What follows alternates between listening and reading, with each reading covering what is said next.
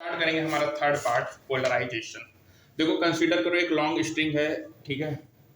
क्या अपन ने कंसीडर किया कि एक लॉन्ग स्ट्रिंग है जो कि हेल्ड है हॉरिजॉन्टली, और अदर एंड जो है वो अज्यूम्ड हो रहा है फिक्स्ड है। यदि मूव करेंगे एंड ऑफ द स्ट्रिंग अपको डाउन करेंगे पीरियोडिक मैनर में, तो अपन जनरेट करेंगे वेव प्रोपोगेट करेगा डाउन अ पीरियोडिक मैनर, ठीक है, प्लस एक्स डायरेक्शन में। और ऐसे वेव को डिस्क्राइब करते हैं फॉलोइंग इक्वेशन से, ठीक है। यहाँ पे देखो वाई एक्स टी है, A sine K X minus omega T है, A and omega 2 pi F है जो कि रिप्रेजेंट करेगा amplitude and angular frequency of the wave respectively. Lambda is equal to 2 pi by K, ये पता ही है तुमको। ये रिप्रेजेंट करेगा वेवलेंथ एसोसिएटेड होगा वेव से। अपन डिस्कस करते हैं कि प्रोपगेशन ऑफ साउंड वेव्स का चैप्टर 14 में। देखो यहाँ पे जो डिस्प्लेसमेंट हो रहा है right angle to the direction of propagation, तो यहाँ पे अपन इसको कहेंगे ट्रांसवर्स वेव। तो बच्चों डिस्प्लेसमेंट वाई डायरेक्शन में है और इसको वाई पोलराइज्ड वेव कहेंगे। जो ईच पॉइंट है string moves in straight line है, तो वेव रिफर करेंगे लीनियरली पोलराइज्ड, ठीक है, वेव होगा। और जो string away from the refined होगा एक्स वाई प्लेन में, उसको कहेंगे plane polarised wave. Similar manner अपन कंसीडर करेंगे vibration of string in the plane generating Z polarised wave, जिसका डिस्प्लेसमेंट है Z X T A sine K X minus omega T. अब यहाँ पे देखो ये मेंशन करना है कि जो लीनियरली पोलराइज्ड वेव होता है वो ट्रांसवर्स वेव होता है, that is displacement of each always right angle होगा direction of propagation of wave से। यदि प्लेन ऑफ वाइब्रेशन स्ट्रिंग में चेंज हुए randomly very short interval of time, तो उसको अपन कहेंगे अनपोलराइज्ड वेव। और अनपोलराइज्ड वेव के लिए जो डिस्प्लेसमेंट होगा वो रेंडमली चेंज होगा टाइम के साथ, और ये परपेंडिकुलर होगा डायरेक्शन ऑफ प्रोपगेशन से। जो लाइट रेस होते हैं बच्चों वो ट्रांसफर होते हैं नेचर में, जो इलेक्ट्रिक फील्ड एसोसिएट होंगे प्रोपेगेटिंग लाइट से, वो ऑलवेज राइट एंगल होगा direction of propagation of wave से, जिसको अपन देख सकते हैं। अपन तुमने देखा है कि थिन प्लास्टिक होता है सीट, जिसको अपन पोलराइड्स कहते हैं। पोलराइड्स में लॉन्ग चेन मॉलिक्यूल होता है, अलाइन होगा पर्टिकुलर डायरेक्शन में। इलेक्ट्रिक वेक्टर एसोसिएट होगा प्रोपगेशन ऑफ लाइट वेव से, long direction of align molecule get absorb. यदि अनपोलराइज्ड लाइट वेव इंसिडेंट हो रहा है पोलराइज्ड में, तो लाइट वेव नियरली पोलराइज्ड होगा विद द इलेक्ट्रिक वेक्टर जो कि ऑसिलेट होगा around direction perpendicular to align molecule, और ऐसे डायरेक्शन को pass axis of the polaroid कहते हैं, ठीक है। अब देखो लाइट फ्रॉम ऑर्डिनरी सोर्स है, जैसे सोडियम लैंप को पास कर रहा है सीट P1 से, तो ऑब्जर्व किया कि जो इंटेंसिटी वो रिड्यूस हो जाएगा हाफ। यदि रोटेटिंग P1 में कोई भी इफेक्ट नहीं है ट्रांसमिटेड का, तो इंटेंसिटी रिमेन कांस्टेंट होगा। Identical piece of polaroid P2 है प्लेस बिफोर P1 है, तो यहाँ पे जो लाइट होगा लैंप वो रिड्यूस्ड होगा intensity on passing through P2 alone.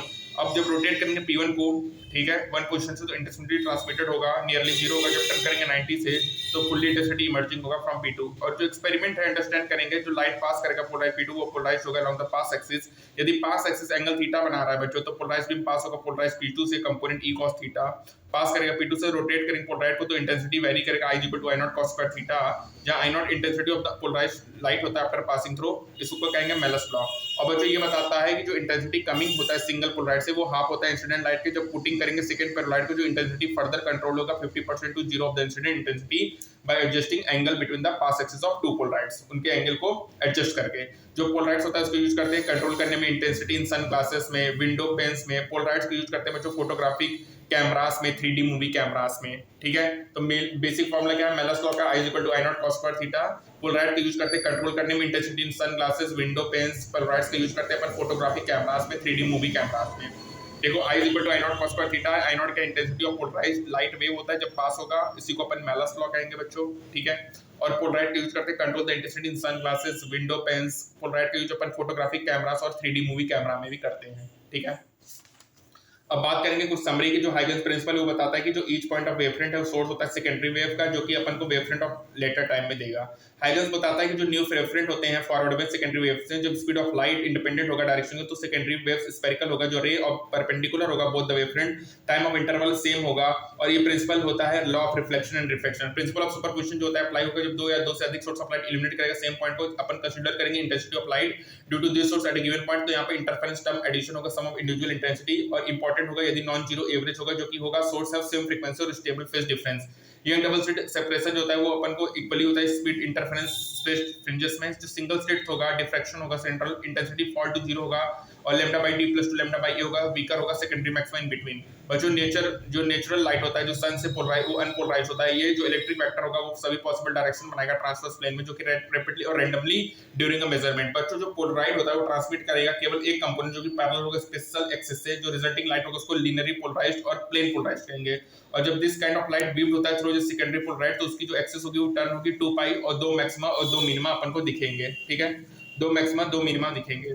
Points of founder की बात करेंगे बच्चों, तो wave from a point source spread होता है सभी डायरेक्शन में। White light was travel along narrow रिव्स required होगा इनसाइड एक्सपेरिमेंट हाइगन्स।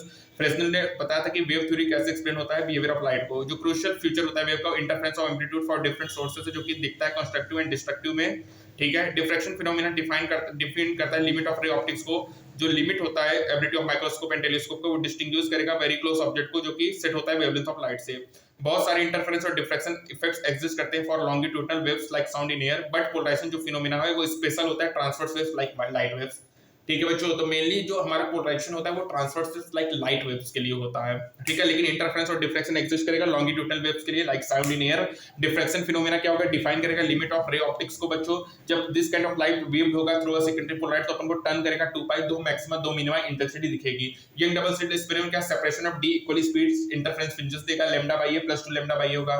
जब speed of light independent of direction होगा तो सेकेंडरी वेव स्फेरिकल होंगे बच्चों। और हाइगन्स प्रिंसिपल होता है कि each point on a wavefront is a source of secondary wave होगा जो कि ऐड होगा और अपन को वेवफ्रंट देगा एट अ लेटर टाइम। ठीक है बच्चों, ये क्लियर हुआ। और पोलराइड्स की जो अपन करते हैं control the intensity in sun glasses window panes, polaroids की यूज करते हैं फोटोग्राफिक कैमरास में एंड 3D मूवी कैमरास में। बच्चों मैनस तो याद रखिएगा, I = I0 cos square theta होगा। I0 क्या होगा, इंटेंसिटी ऑफ पोलराइज्ड वेव होगा आफ्टर पासिंग थ्रू P, इसी को मैनस लॉ कहेंगे। जो इलेक्ट्रिक वेक्टर एसोसिएटेड होता है प्रोपेगेटिंग लाइट वेव से along the direction of aligned molecules होगा जो कि एब्सॉर्ब्ड होगा।